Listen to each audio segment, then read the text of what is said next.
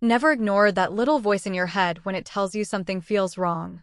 Because that voice saved me and destroyed my ex in the most satisfying way possible. And yes, by the end of this story, justice gets served completely to him. Every single thing he took for granted crumbles. Every lie gets exposed. Every secret becomes public. And I stand there watching it all burn while walking away clean. Subscribe if you want to hear more stories like this. Let me take you back to the exact moment everything changed for me. Not the dramatic moment. Not the big fight or the discovery. But the quiet Tuesday evening when my gut first whispered the truth I refused to hear. I was 26 years old, sharing a small one-bedroom apartment with my boyfriend Daniel on the third floor of a building with thin walls and neighbors who minded their business.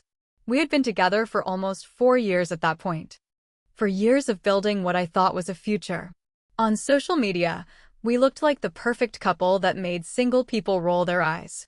Everyone saw our vacation photos from that beach trip last summer. Our cute moments at coffee shops on Sunday mornings. Our little inside jokes in the captions that only we understood. I posted them all myself. Carefully chosen angles. Filtered lighting. Hashtags about love and forever. The comments poured in. Relationship goals.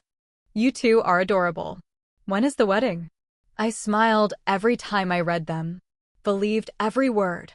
Because I wanted it to be true so badly that I ignored every single red flag waving right in front of my face.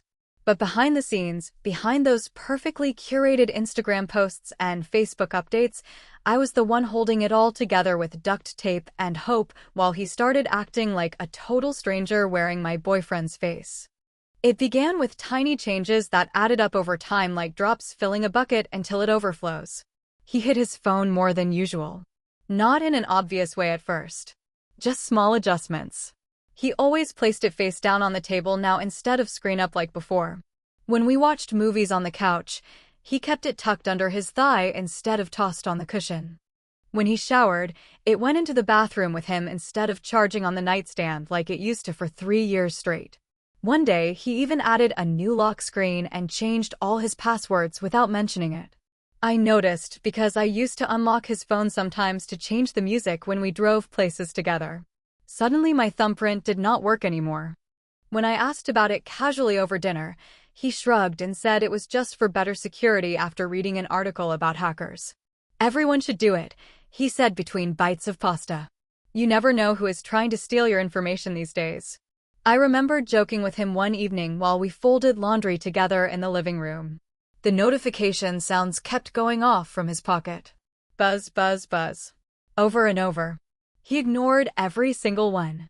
I laughed and said, "Wow, are you working as a secret agent now?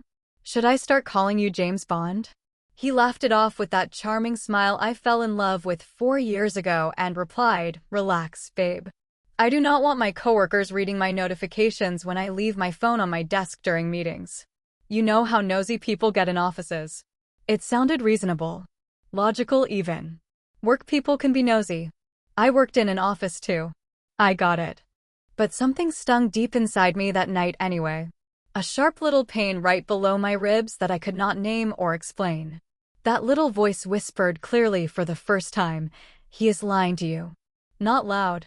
Not dramatic. Just a quiet certainty that settled in my bones. I tried to push it away because I loved him so much it hurt sometimes. I did not want to turn into that paranoid girlfriend who checks phones and picks fights over nothing and ruins a good relationship with jealousy and insecurity. My mom was that woman with my dad. I watched her destroy herself with suspicion for years until he left anyway. I swore I would never become her. So I smiled. Nodded. Went back to folding his shirts. And buried that voice under a pile of excuses and hope. We were even talking about our future back then. Real future. Not just vague someday conversations, but actual plans with timelines. He mentioned getting a bigger place together when his next promotion came through. Maybe a 2-bedroom so we could have a home office and stop working from the couch. We looked at neighborhoods online on lazy Saturday mornings. Scrolled through apartment listings. Talked about furniture we would buy. Pink colors for the walls. One night, after a few drinks at our favorite bar downtown, the one with the cheap beer and good wings, He kissed my forehead in bed while we lay tangled together in the dark. His breath smelled like whiskey and lime. He said, "You know you're my endgame, right? Like, this is it for me. You and me forever." I believed every single word. Tears actually formed in my eyes. Happy tears. The kind that make you feel like the luckiest person alive. I whispered back, "Forever sounds perfect." And meant it with my whole heart. Then she entered the picture like a bomb dropped on my life without warning. It started with a name popping up on his screen over and over and over again. So often I started noticing the pattern without even trying. Mia with a little briefcase emoji next to it in his contacts. I figured she was just a coworker since that emoji suggested work stuff. Professional. Harmless. At first, I did not think much of it at all because I had male coworkers too. We texted about projects and deadlines and office drama. Normal work things. But the timing of Mia's messages changed everything. They did not come during work hours. They came late. Really late. They arrived at 11 at night when Daniel sat next to me on the couch pretending to watch whatever show I picked. Then 12:30 in the morning when we brushed our teeth side by side in the bathroom mirror. Sometimes as late as 2 in the morning when I woke up to pee and saw his phone glowing on his nightstand while he slept facing away from me. Who texts a coworker at 2 in the morning about work? Nobody. That is who. One particular evening changed everything. He was in the shower singing off-key to some pop song on his playlist. I sat on the couch scrolling my own phone mindlessly through social media. His phone sat on the coffee table 3 feet away. It lit up. The notification preview showed clearly across the lock screen before fading to black. "Mia, you're actually so bad." For words. For simple words that made my entire world tilt sideways. I froze solid. My body turned ice cold first, then burning hot all at once like someone cranked the thermostat from freezing to fire in 2 seconds flat. That single sentence looped in my mind without stopping. I read it probably 50 times in my head, trying to make it mean something innocent. Trying to twist it into something harmless and work-related and totally fine. I could not. There was no innocent way to read, "You're actually so bad," with that emoji at the end from a woman texting my boyfriend at night. He walked out of the bathroom 5 minutes later with wet hair dripping onto his bare shoulders and a towel wrapped around his waist. He was humming happily to himself like he did not have a care in the world. His phone buzzed again on the table between us. He saw it from across the room. His eyes flicked to the screen. Then to me. Then back to the screen. His face shifted for a split second. I caught it. The micro-expression that people make when they realize they got caught doing something wrong. Guilt. Panic. Fear. All 3 flashed across his features before he forced them down and plastered on a smile that did not reach his eyes. "What are you watching?" He asked way too casually while grabbing his phone and shoving it into his pocket without checking the message. Acting like nothing happened. Like I was blind and stupid. I mumbled some answer about a cooking show or something. I honestly do not remember. My mind replayed that message nonstop on a loop. "You are actually so bad." Over and over and over. Later that night, we lay in bed together like we did every night for 4 years. His arm draped heavy across my waist possessively. His breathing slow and even next to my ear. And I stared at the wall in the pitch-black darkness for 3 hours straight without closing my eyes once. I told myself it might just be a joke between coworkers.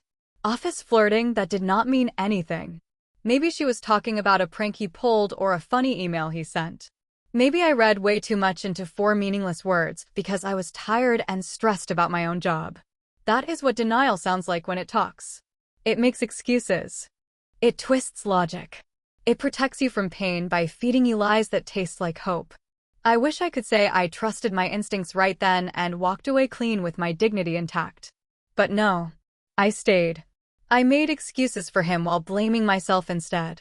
I convinced myself I was being paranoid and insecure and ridiculous. The signs kept piling up over the next few weeks like evidence in a case I refused to see. He came home later and later from work. Not every night. Just often enough to notice the pattern forming. "Big project deadline," he would say. Or, "Boss needed me to stay late for a meeting." Or, "Traffic was insane, you would not believe it." He switched his phone to silent mode permanently and carried it everywhere. And I mean everywhere. Bathroom. Kitchen when he grabbed a snack. Even when he walked 10 feet to check the mail. It became an extension of his hand. Suddenly, he cared a lot about his appearance in ways he never did before. New clothes appeared in his closet. Tighter shirts that showed off the gym body he worked on. Expensive cologne replaced his usual drugstore deodorant. It boosts my confidence for client meetings, he explained when I complimented the smell. First impressions matter in business. All perfectly reasonable explanations. All totally believable on the surface. But that voice in my head kept whispering louder each time. He is lying. He is cheating. You know the truth. Stop ignoring it.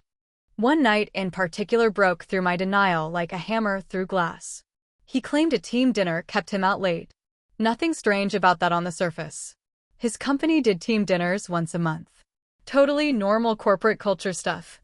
Except I checked his location sharing out of simple curiosity mixed with growing suspicion. We had shared locations with each other for years. It was his idea actually after my car broke down once on a highway at night and he could not find me. For safety, he said back then. So we always know where each other are. That safety feature became my detective tool. I opened the app and found his little dot sitting in a quiet residential neighborhood across town. Nowhere near the office district downtown where his company was located. Nowhere near any restaurants we ever went to together or that he ever mentioned. Just a random house in a random neighborhood 30 minutes from work. I stared at that map for a full minute while my heart tried to pound its way out of my chest. My hands shook so badly holding my phone I almost dropped it. My mind raced through possibilities. Maybe the dinner was at someone's house? Maybe a coworker hosted? Maybe there was a completely innocent explanation? I texted him casually trying to keep my voice light and normal through text. How is dinner going? 20 long minutes later, he finally replied, boring as hell. I miss you so much. I will be home late, so do not wait up. Love you. That little voice did not whisper anymore. It screamed the truth so loud in my head I wanted to cover my ears. He was lying. Bold-faced lying. And expecting me to believe it without question like I was too dumb to check. I did not sleep at all that night. Not one single minute. I lay awake in our bed staring at the door, waiting for him to stumble and smelling like perfume that was not mine. My mind played out 100 scenarios. Confronting him. Leaving. Staying. Screaming. Crying. Begging. He finally arrived home at 2:17 in the morning. I know because I watched the clock tick past every single minute. His shirt looked wrinkled in a way that was not from sitting at dinner. His hair sat messy and tousled like someone recently ran their hands through it. His lips looked slightly swollen. He leaned down to kiss me goodnight, but I pretended to be dead asleep. I could not even look at him without wanting to vomit. The smell confirmed everything. Perfume. Sweet and floral and nothing like what I wore. It clung to his skin and clothes. He did not even try to hide it. Just climbed into bed next to me and fell asleep in 30 seconds flat like he did not have a guilty bone in his body. I cried silent tears into my pillow until sunrise. The next morning over coffee in our kitchen, I made a decision while watching him scroll his phone and ignore me completely. I needed real proof.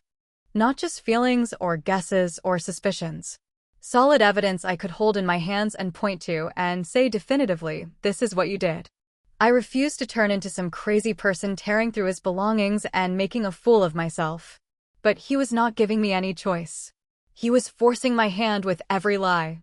A few days passed in tense normalcy. I smiled. Cooked dinner. Asked about work. Pretended everything felt fine while dying inside. Then I got the proof I needed without even trying hard. He was in the shower again on a Thursday evening after work. His phone sat on the bathroom sink charging. We were home alone. No roommates. No visitors.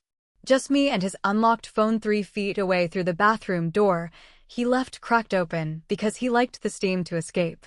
The screen lit up with an incoming message.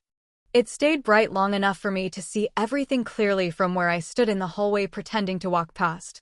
Mia, same time next week? I still cannot believe she has no idea what we have been doing. My vision blurred. My hands shook so violently I had to grab the wall for support. My lungs forgot how to pull in air. I stood there gasping like a fish while my entire world collapsed around me in slow motion. She knew about me. She knew he had a girlfriend. And she did not care. They both laughed about how stupid I was. How clueless. How easy to fool. Rage hit me then. Not sadness. Not heartbreak. Pure white-hot fury that burned through every ounce of love I ever felt for him and turned it to ash. In that exact moment, standing in our hallway listening to him sing in the shower without a care in the world, I knew 3 things with absolute certainty. 1. He was cheating. No more doubts or questions. 2. I was done being the fool. 3. He was going to pay for this in ways he could not even imagine yet. I was not going to scream and cry and beg him to choose me. I was not going to give him the satisfaction of seeing me broken. I was not going to play the role of the hysterical girlfriend having a meltdown in our kitchen. No, I was going to be cold, calculated, patient. I was going to let him think he got away with it while I quietly dismantled his entire life piece by piece until he had nothing left but regret. Because here is what he did not know about the sweet, supportive girlfriend who cooked his favorite meals and did his laundry and cheered him on. I was also the woman who helped him get that dream job he loved so much. I polished his resume when it looked like garbage. I practiced interview questions with him for hours until he sounded confident instead of nervous. I wrote the first draft of his introduction email to his now boss because his writing skills were terrible. I knew where every body was buried, every shortcut he took, every lie he told to get ahead, every corner he cut, every rule he bent. He used to brag to me about all of it late at night when wine loosened his tongue. "You are the only person I can be real with," he would say. "Everyone else would judge me, but you understand how the game works." Wrong. I judged him plenty. I just loved him enough to look past it all and keep his secrets safe. Not anymore. Those secrets were about to become weapons. And I was about to use every single one of them to make sure he lost his job, his reputation, his money, and his precious Mia all in one brutal week. He thought he was so clever sneaking around behind my back. He had no idea he was sleeping next to someone much smarter and infinitely more patient than him. That night, I lay next to him in bed while he snored peacefully without a single worry. My mind worked overtime planning every detail, every step, every move. This was not going to be some messy, dramatic breakup that people gossiped about for a week before forgetting.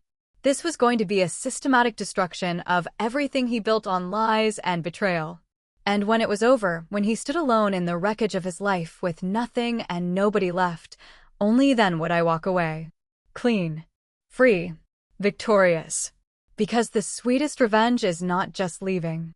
It is making absolutely sure they realize exactly what they lost and can never get it back. Justice was coming for Daniel. And I was driving that car straight toward him while he had no clue it was even on the road. The first step in my revenge plans stayed beautifully simple but strategically smart. I acted completely normal around him for the next 2 weeks. 0 accusations. 0 weird questions. 0 hints that I knew anything at all. Nothing to tip him off that the ground beneath his feet was already crumbling. I smiled at breakfast while pouring his coffee exactly how he liked it. I asked about his day at work with genuine-sounding interest. I laughed at his jokes even when they were not funny. I even planned a romantic date night at that Italian restaurant downtown he loved, the one with the overpriced pasta and candlelit tables.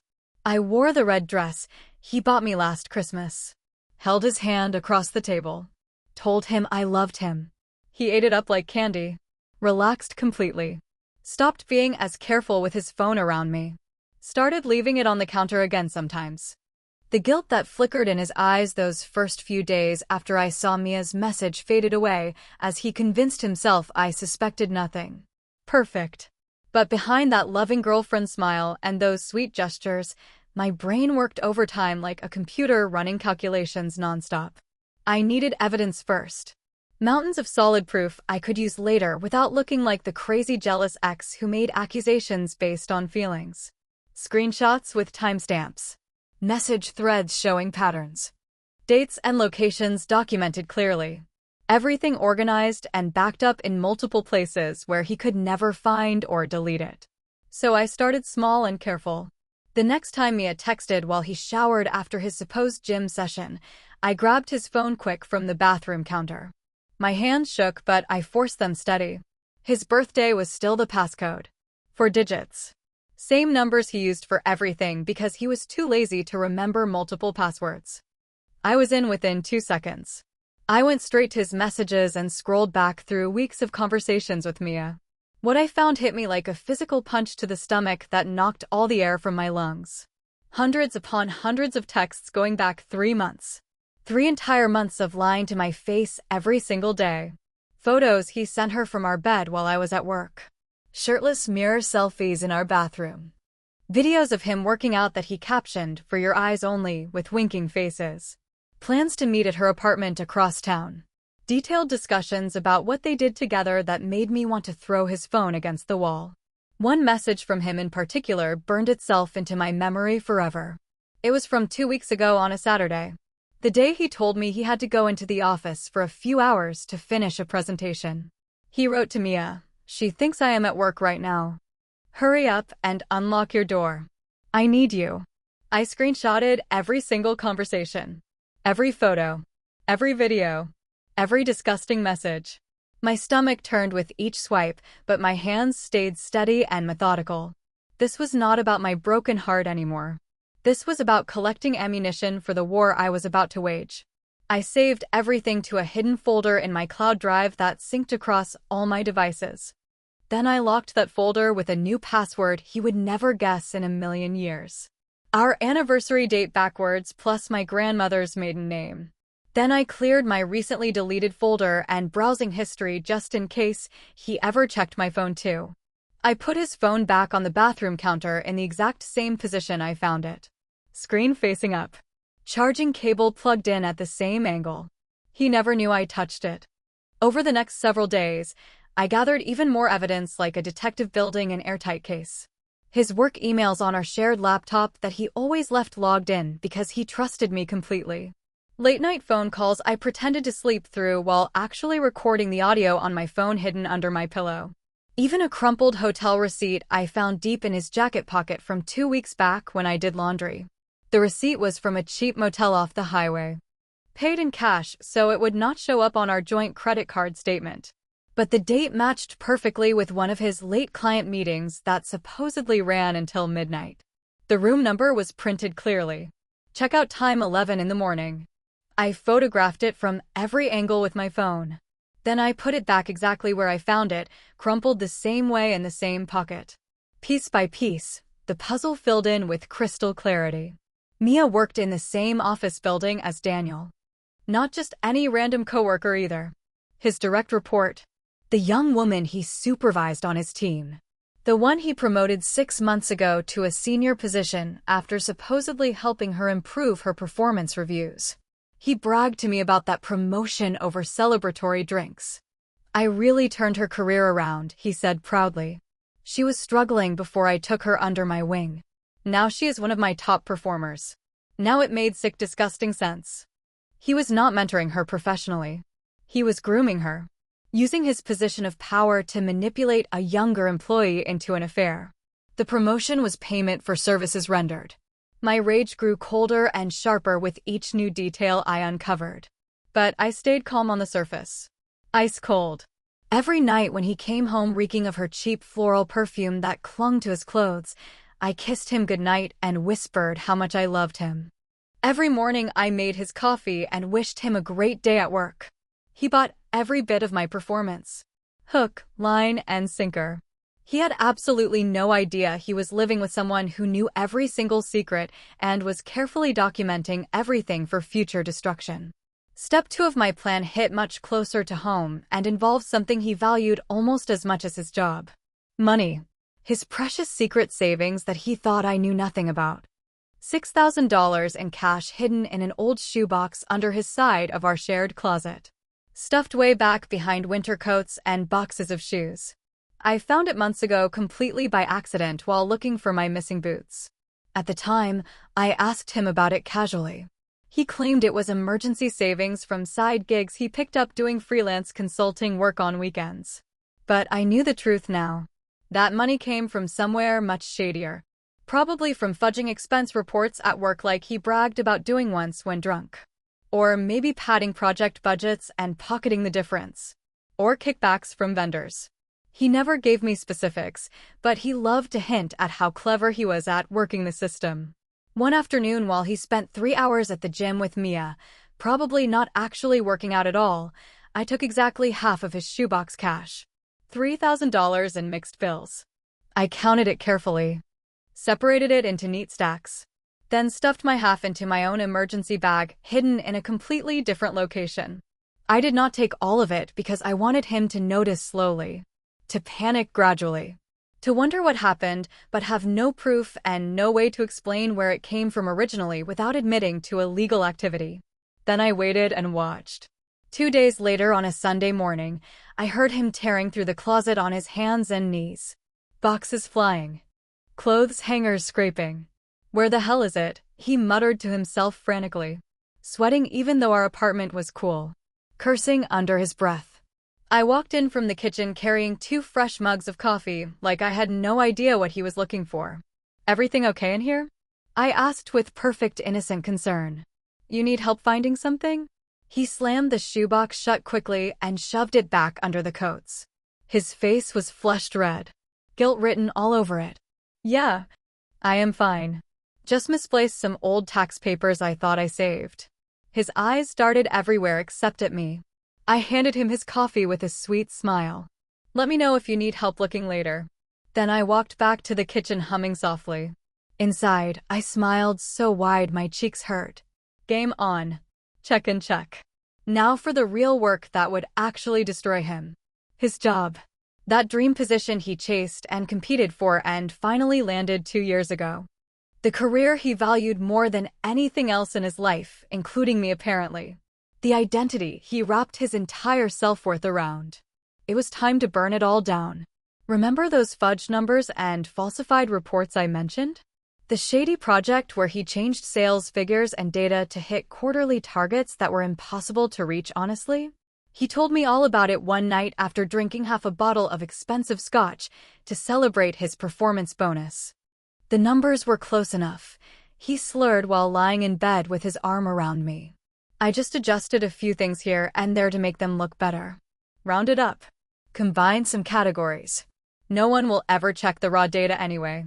Bosses only care about seeing green arrows going up. They love results. They do not care how you get there." I remembered every single word of that confession.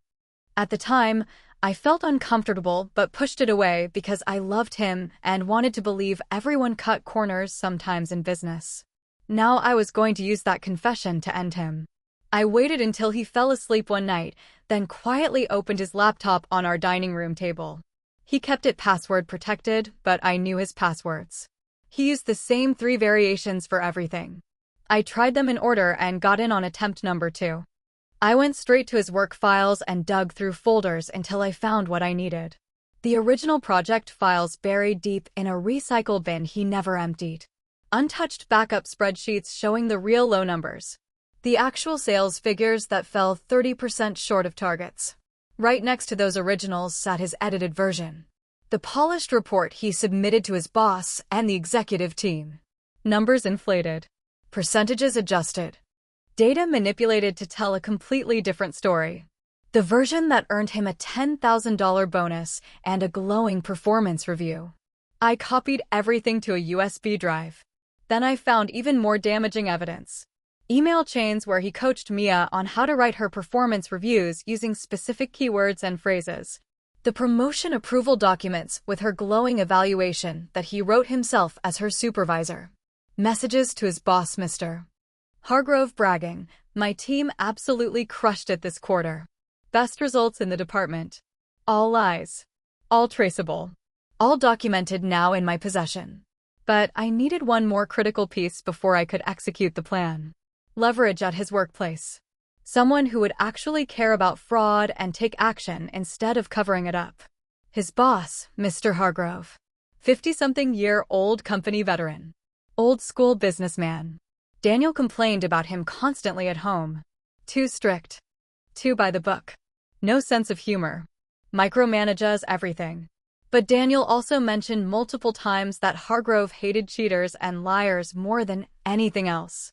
He fired 2 senior people last year for fudging client billing hours, Daniel once told me. Refused to give them recommendations even though they begged. Said integrity matters more than results. Perfect. Exactly the kind of boss who would care about falsified reports and inappropriate relationships with subordinates.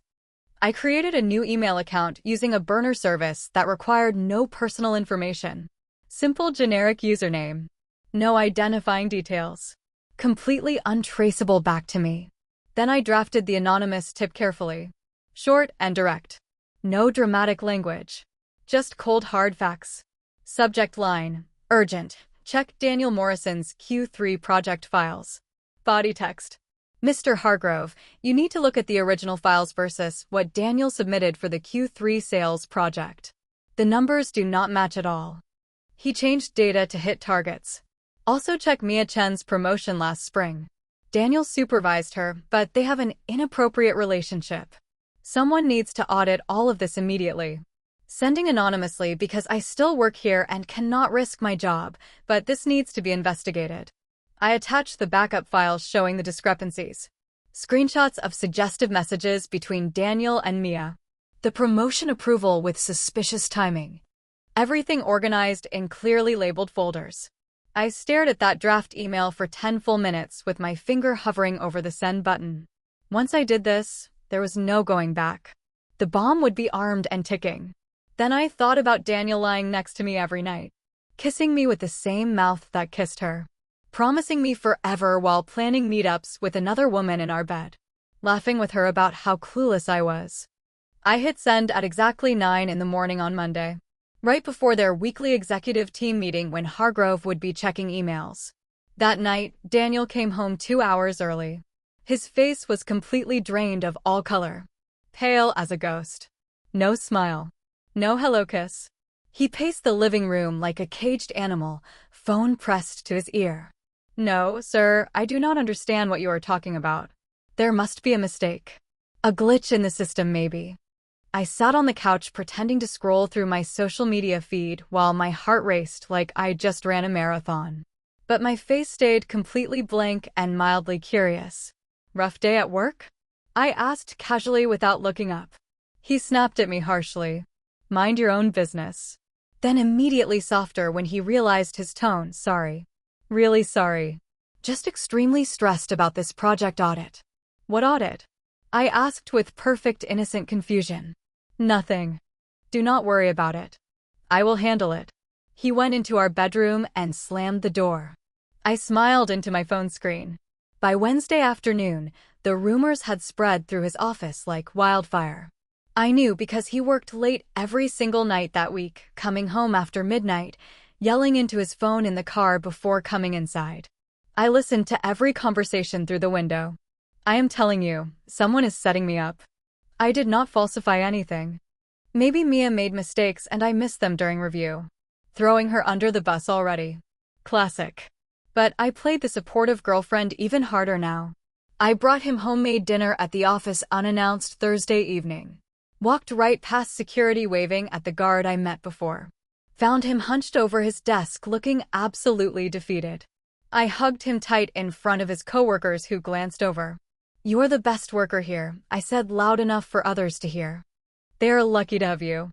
This will all get cleared up soon. His colleagues looked at me with pity in their eyes. Poor girl, I heard one whisper. She has no idea. Oh, I had every idea. I planned every single bit of this disaster. Step 3 ramped up the pressure even more by cutting the Mia string completely. Time to turn them against each other. I found her social media easily. Public Instagram profile. Photos of them together carefully cropped to hide his face, but showing enough detail to identify locations. Comments from her friends. Who is this mystery man? You look so happy. She posted subtle hints constantly. Coffee cups next to a male hand with Daniel's watch. Restaurant check-ins at places he claimed to be for work dinners.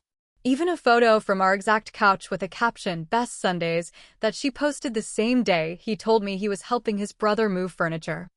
I created a convincing fake profile. Stolen photos from an actual mommy blogger. Sad backstory about being a single parent. Made it look real and sympathetic. Then I messaged Mia directly from this fake account. "Hey girl, I hate to be that person, but is your boyfriend Daniel Morrison from Clearview Technologies? I saw you with him last week at the mall. My best friend is his girlfriend of 4 years. She has no idea he is cheating. She deserves to know the truth. I am sending this because I would want someone to tell me." Mia panicked immediately. Read receipt showed she opened it within 30 seconds. Then she blocked my fake account. But not before texting Daniel in a complete meltdown. I saw the message previews when he showered that night. Who is messaging me? How does she know? Delete everything now. I am freaking out. He gaslit her hard in response. You are being completely paranoid. It is nothing. Probably a scam or someone trolling random people. Ignore it. But his hands shook while typing. I watched through the bedroom doorway while pretending to fold laundry. By Friday morning, Mia cracked under the pressure. She confronted Daniel at work. In the break room. During the morning rush when half the office grabbed coffee. Someone recorded it. Shared it in the company group chat that I was not part of, but Daniel showed me once. His phone blew up with messages about it. Her voice loud enough to echo, "If your girlfriend finds out about us, we are both completely done. You said she would never know. You promised me." His voice hissing back, "Keep your voice down. You are making this way worse than it needs to be." Worse? You got me promoted. We have been sleeping together for months. And now someone knows. How is this not already the worst? Silence. Then rushed footsteps. Doors slamming. 20 people witnessed it. By lunch, the entire building knew. Daniel called me that evening crying for the first time in our entire 4-year relationship. Real tears. Voice breaking. Work is absolute hell right now. Everyone thinks I am stealing money or manipulating data or something. I did not do anything wrong. You have to believe me. I held him while he sobbed into my shoulder. Rubbed his back gently. I know you did not. I believe you completely. We will get through this together. Lies tasted so sweet now. But Saturday morning brought the final explosion over the shoebox cash. He found the rest of the money missing. All $3,000 I took originally was gone. He tore the closet apart again. Then our entire bedroom. Then confronted me directly. "Did you take money from my shoebox?" His voice sharp with accusation. I gasped like he slapped me. Hurt filled my eyes with real tears. "What money? What are you talking about? I would never take anything from you. What shoebox?" He stared at me hard, searching for lies. But I had practiced this reaction in the mirror. I knew exactly how to look wounded and confused. He backed off slowly, mumbling apologies. "I am sorry. I am just stressed. I must have miscounted or moved it somewhere and forgot." He could not explain where the cash came from without admitting to fraud. Trapped by his own lies. Beautiful. Now the trap closed tighter around him with each passing hour. HR scheduled a formal investigation meeting for Monday morning. Full audit of all his projects going back 2 years. His boss was absolutely furious about the falsified reports and the inappropriate relationship with a subordinate. Mia suspended immediately pending review. Daniel hanging on by a thread. And me? Still right there. Cooking his favorite meals. Planning our next vacation we would never take. Acting like his rock and his safe place when everything else crumbled. He leaned on me harder than ever. Confided secrets he should never tell. If I lose this job, we are completely screwed financially. I do not know what I will do. I held his hand and looked into his eyes with fake reassurance. We will figure it out together. I am not going anywhere. You and me against the world. Inside, my countdown ticked down. 2 more steps left. His reputation came next. Then the final devastating blow that would leave him with nothing. Because when it all finally crashed down around him, I would not just leave dramatically. I would vanish completely and cleanly. Taking the apartment lease I quietly transferred to my name only last week after talking to the landlord privately. Taking my half of our joint savings, I moved to a new secret account 3 days ago, taking every shred of evidence with me. He thought he was playing me this whole time, cheating behind my back while I smiled obliviously. But every single move he made led him straight into this trap I built piece by piece. Every lie dug his hole deeper. Every secret gave me more ammunition. And the absolute best part that made me smile every single night? He still slept next to me. Still whispered, "I love you," before bed like it fixed everything. Still believed I was too naive and trusting to ever suspect anything. Little did he know, love died months ago the moment I saw that first message from Mia. What replaced it burned so much hotter and colder at the same time. Revenge. Pure calculated patient revenge. One more week. Then justice drops like a bomb. Monday morning arrived heavy with tension like a storm everyone could feel building but could not quite see yet. Dark clouds gathering. Pressure dropping. That electric feeling in the air right before lightning strikes. Daniel left for work at 6:30 instead of his usual 7:30. He barely slept the night before. I felt him tossing and turning next to me for hours, checking his phone obsessively, getting up to pace the living room at 3 in the morning, coming back to bed without saying a word. When his alarm finally went off, he moved like a man walking to his own execution. Slow, heavy, defeated before the day even started. He kissed my cheek with lips that felt cold and shaky. "Big meeting today. The HR investigation. Wish me luck." His voice cracked on the last word. I reached up and touched his face with tender concern. Looked into his bloodshot eyes. "You are going to do great. Tell them the truth and everything will be fine. You got this." He tried to smile. Failed. Nodded once. Left. I listened to his car pull out of the parking lot. Counted to 60. Then smiled wide enough to hurt my face. Inside the office building across town, chaos was already unfolding exactly as I planned. My anonymous email had done its job perfectly. Hargrove took the tip seriously because the attached evidence was too detailed and specific to ignore. He pulled every file I mentioned, compared numbers personally, found discrepancies immediately. Then he dug deeper. By noon, Daniel sat in a conference room with Hargrove and 2 human resources representatives. Spreadsheets covered the table. Printed emails stacked in piles. Original files next to his falsified versions showing the differences highlighted in yellow. "Walk me through these numbers," Hargrove said coldly, pointing at the Q3 report. "The originals show 23% below target. Your submission shows 3% above. Explain the difference." Daniel sweated through his dress shirt within 5 minutes. His carefully prepared explanations sounded weak even to himself. It was a collaborative team effort. Sometimes numbers get updated during the review process. Maybe I used a different data set. An honest mistake on version control. Mistakes do not perfectly align with bonus thresholds, Hargrove replied flatly. These numbers were specifically changed to hit the exact target that qualifies for performance bonuses. That is not a mistake. That is intentional fraud. I can explain everything if you give me time to review my notes. What about Mia-chan? The HR director cut him off. Middle-aged woman with glasses and zero patience for nonsense. You promoted her 8 months ago. Gave her the highest performance rating in your department. But her actual work output, according to these peer reviews we pulled, was average at best. Care to explain that discrepancy? Daniel's face went from pale to bright red. Mia worked hard. I mentored her. Helped her improve.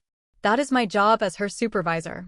Is it also your job to have an inappropriate sexual relationship with your direct report? Hargrove pushed a printed screenshot across the table. The break room argument. We have witnesses.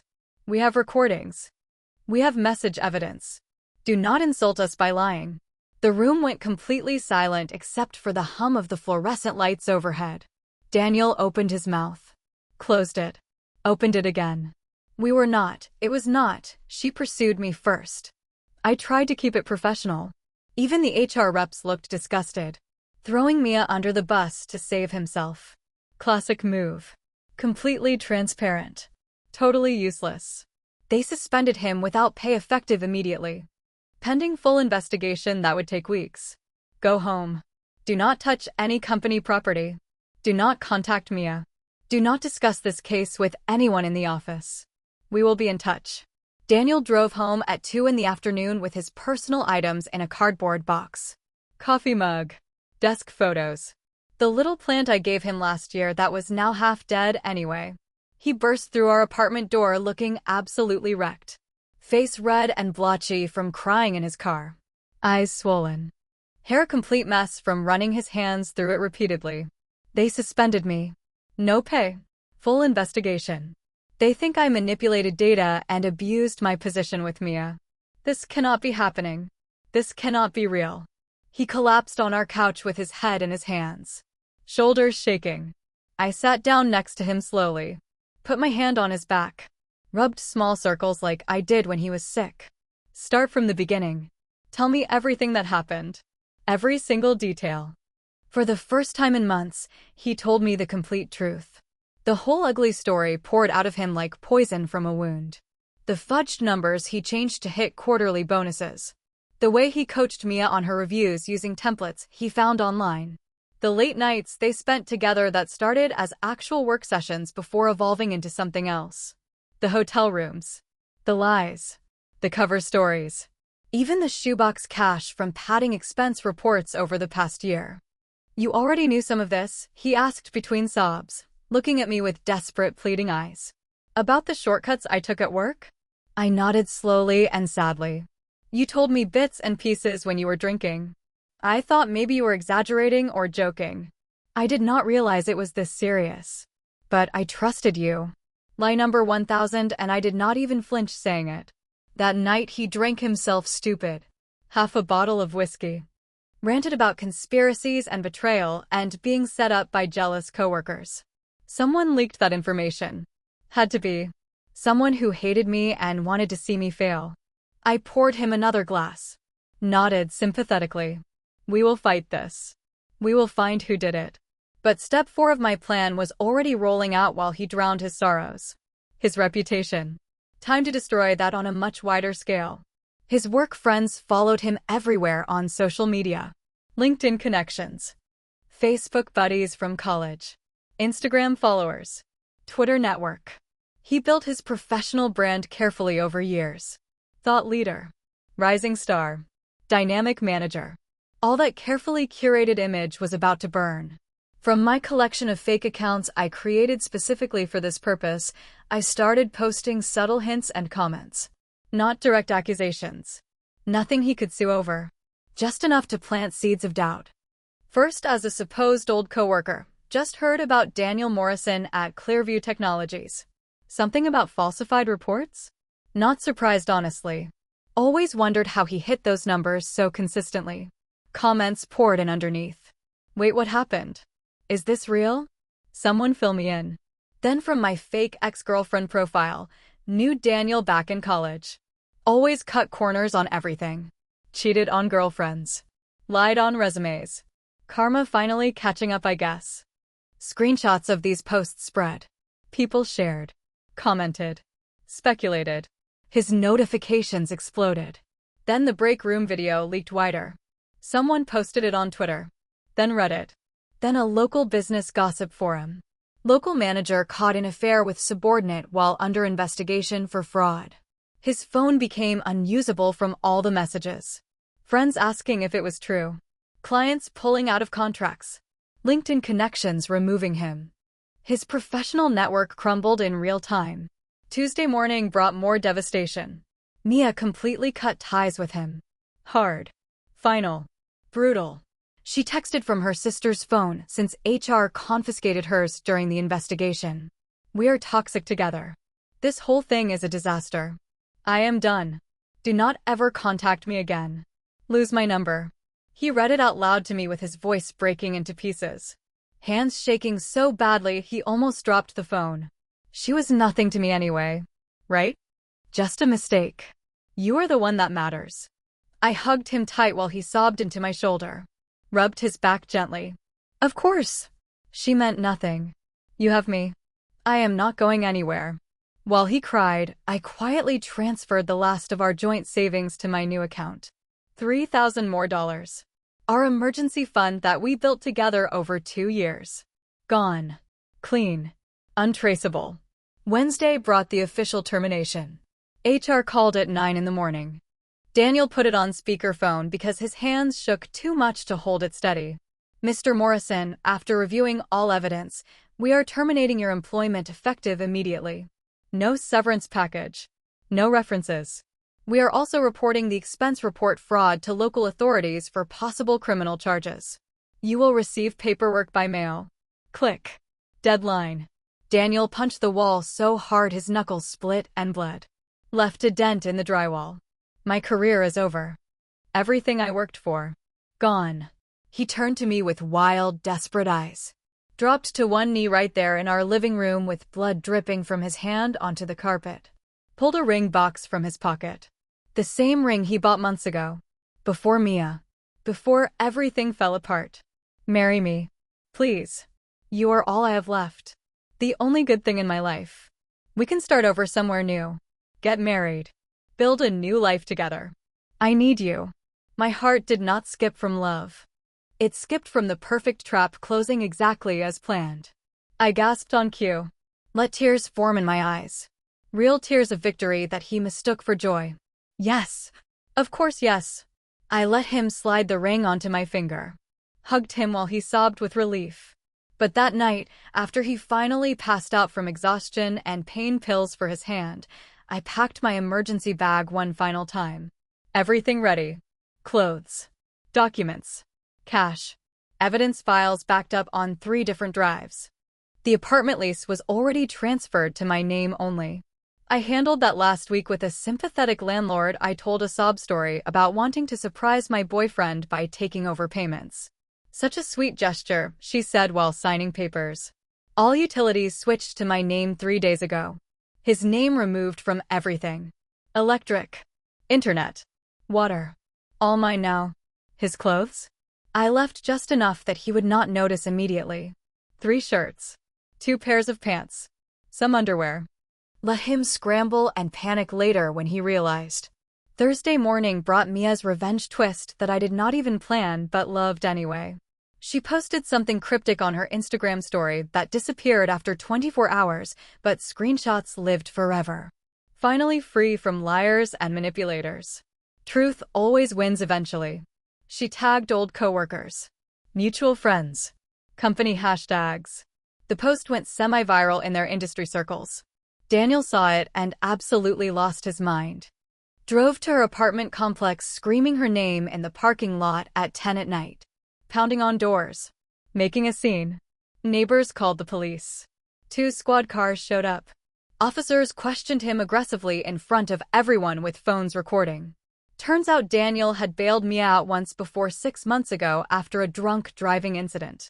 He never told me. Lied about where he was that night. Said work emergency. Now there was a record. A pattern of involvement. The police showed up at our door Friday morning asking about domestic disputes and harassment reports. Daniel's name flagged in their system now from multiple complaints. They questioned him hard in our living room while I sat on the couch pretending to be confused and scared.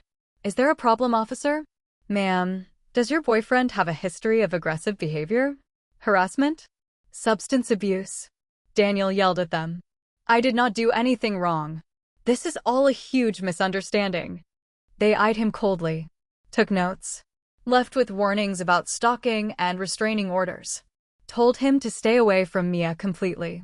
As soon as they left, he turned that anger on me for the first time ever. You think I did something wrong too? You think I am some kind of monster? I cried perfect frightened tears. I just want us to be safe. I do not know what to think anymore. The cops added it to their report. Red flags everywhere. Fraud investigation plus harassment plus domestic disturbance. His record building fast. By now, his family heard all the rumors through their social networks. His mom called from a blocked number. I answered because he was in the shower. Tell Daniel he is a disgrace to our family name. Cheating. Stealing. Lying. His father wants nothing to do with him. Do not call us again. Click. Gone. His dad sent one text. You are on your own. Figure it out yourself. Friends ghosted him completely. Group chats went silent when he posted. Calls went to voicemail. Invitations stopped coming. Saturday afternoon, the final shoebox revelation hit. He went looking for the cash to pay for something. Maybe drugs. Maybe alcohol. Maybe just to feel in control of something. Found it completely empty. Not a single dollar left. But tucked inside the box, I left a note written in generic block letters printed from a library computer. Simple words on plain white paper. Karma delivered. Goodbye. No name. No signature. Nothing traceable. He called my phone 67 times in 3 hours. I counted. Voicemails begging and pleading and threatening and crying. Please come back. Please talk to me. I need you. Where did you go? I am sorry for everything. I can change. We can fix this. Please. I listened to every single message from a coffee shop in the next city over. New haircut. New clothes from that $3,000. Bus ticket to a new state in my purse. I blocked his number after message 67. Blocked him on every social media platform. Deleted our photos together. Erased him completely like he never existed. But the police fraud report was just getting started. His falsified expense reports traced back to actual theft. Over $8,000 stolen from company funds over 18 months. Prosecutors reviewing for criminal charges. Mia testified against him in exchange for immunity and leniency. Gave them everything. Emails. Messages. Details about how he pressured her into the relationship with promises of career advancement. By Monday, Daniel sat completely alone in our empty apartment that was no longer ours. Just his. With rent due in full. 2 months overdue actually. Eviction notice taped to the door. Pay in full by Friday or vacate immediately. Job gone. Girlfriend gone. Money gone. Family gone. Friends gone. Reputation destroyed. Criminal charges pending. He scrolled through my silent social media profiles, desperately looking for any sign of me. Found my last post from a beach in another state. Sunset photo. Simple caption. New chapter begins now. Justice feels good. No location tag. No details. But he knew exactly what it meant. That little voice that whispered warnings to me for months. It guided every single step of this plan. From the first suspicion all the way to total victory. But there was still one final piece left. How he hit absolute rock bottom. Why some people later said I went too far. And whether karma really served justice or just revenge. Daniel woke up Sunday morning to a silence so complete and total it felt like the world had ended while he slept. No alarm clock beeping. No coffee maker burbling in the kitchen. No sound of me humming softly while getting ready for the day like I did every single morning for 4 years. Just empty rooms and echoes of everything he destroyed. He stumbled around the apartment calling my name at first. Quietly. Then louder. Then screaming. Where are you? This is not funny. Come out. Panic set in gradually when he saw the closet half empty. My side completely bare except for wire hangers swinging on the rod. Drawers pulled out and abandoned. Bathroom counter cleared of all my products. Toothbrush gone. Makeup bag vanished. Even my towel missing from the hook. He checked every room like a man searching for something he knew was already lost. Kitchen cabinets opened. Living room corners examined. Even the balcony checked like I might be hiding outside. Nothing. I was completely gone. He finally noticed the lease paperwork on the kitchen counter. New document dated from last week. My name is sole tenant. His name nowhere to be found. Rent due in full. 2 months overdue. Late fees accumulating daily. Next to it, the landlord left a final notice printed on bright yellow paper that was impossible to miss. Eviction proceedings begin Tuesday unless full payment received. Total amount due, $4,300. His legs gave out. He sank to the kitchen floor right there on the cold tile. Back against the cabinet. Head in his hands. The weight of everything crashing down at once. No job meant no income. No savings meant no rent money. No apartment meant no address. No address meant even harder to find new work. The spiral was already locked in motion. His phone battery had died overnight from all the ignored calls to me. When he finally plugged it in and powered it back on, Notifications flooded the screen like a tsunami. Hundreds of them. Maybe thousands. Bank alerts first. Multiple messages. All bad news. Joint account showing zero balance. Transaction history showed systematic transfers over the past week. All to an account he did not recognize. All authorized by me legally since both names were on the account. His shoebox cash vanished completely. That note staring back at him. Karma delivered. Goodbye. The ring on my finger that he proposed with 2 days ago? Probably pawned already for quick cash. Another symbol of their relationship converted to dollars and spent on my new life without him. He tried calling me again. Straight to a message. The number you have reached is no longer in service. I changed my number. Completely unreachable.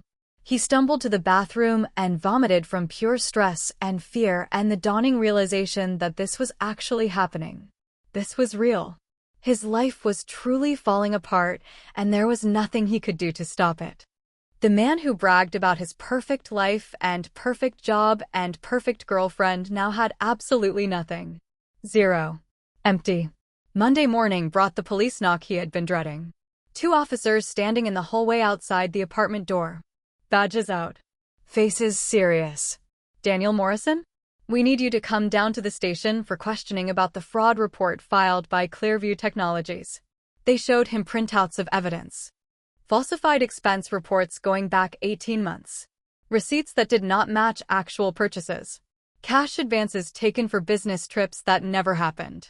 Hotel rooms charged to company cards, but used for personal reasons. Mia's testimony outlined everything in painful detail. We have statements from multiple witnesses. We have documentation. We have your former employer cooperating fully with our investigation. You can come voluntarily now or we can arrest you. Your choice. Handcuffs clicked onto his wrists 15 minutes later. Not arrested formally yet, but detained for questioning. Neighbors watched from doorways and windows. Phones out recording the whole scene. His humiliation broadcast live. By evening, his face appeared on the local news website. Local technology manager charged with embezzlement and fraud.